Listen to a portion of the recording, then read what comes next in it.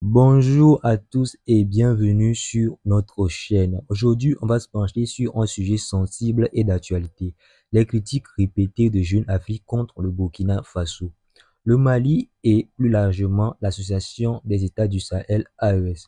Ces pays qui traversent une période de transition complexe tentent de se reconstruire face à des défis immenses. Pourtant, leur choix politique semble systématiquement pointé du doigt par ce média autrefois respecté. Pourquoi ce qui est perçu comme une quête de souveraineté par certains est présenté comme une dérive par d'autres? On décrypte tout ça ensemble dans cette vidéo. Ces dernières années, le Burkina Faso et le Mali ont pris des décisions fortes pour reprendre en main leur destin.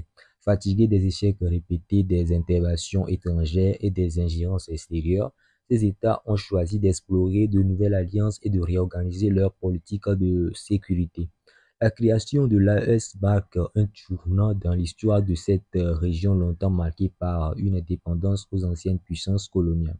Ce choix, largement soutenu par les populations sahéliennes, représente une volonté claire de rompre avec les schémas classiques imposés de l'extérieur. Il ne s'agit pas seulement d'un changement politique, mais d'une véritable réappropriation de la souveraineté. Alors, pendant des décennies, Jeune Afrique a été une référence sur le continent.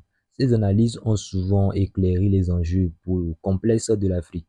Cependant, face à cette montée et puissance de l'AES, beaucoup perçoivent une rupture dans le traitement médiatique du Sahel par ce média. Plutôt que de reconnaître les motivations profondes et légitimes des autorités sahéliennes, Jeune Afrique semble insister sur les risques de dérive autoritaire et de rupture avec les partenaires traditionnels.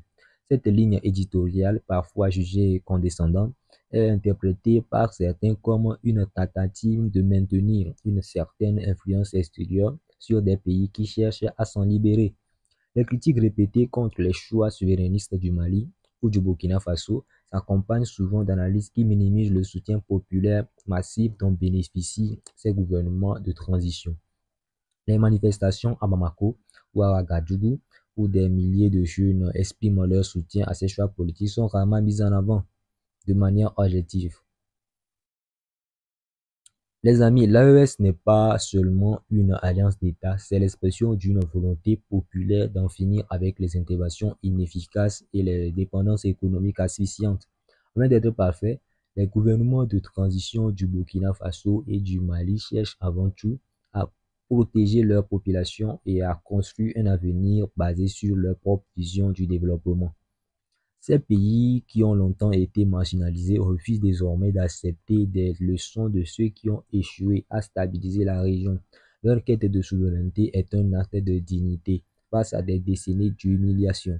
Cette dynamique ne se limite pas à une poignée de dirigeants, mais elle est portée par des millions de citoyens qui veulent voir leur pays évoluer selon leurs propres termes. Pour conclure, les amis, le décalage entre les réalités sahéliennes et le traitement médiatique de Jeune Afrique reflète une incompréhension profonde des nouvelles dynamiques en cours. Les critiques systématiques n'apportent pas de solution aux défis immenses du Sahel. Loin de renforcer la stabilité, elles risquent d'alimenter les tensions et de discrédibiliser des voix qui cherchent une véritable indépendance. Merci d'avoir suivi cette analyse jusqu'au bout. Si ce contenu t'a plu, pense à liker, à t'abonner et à partager ton point de vue en commentaire. À très bientôt pour d'autres décryptages percutants.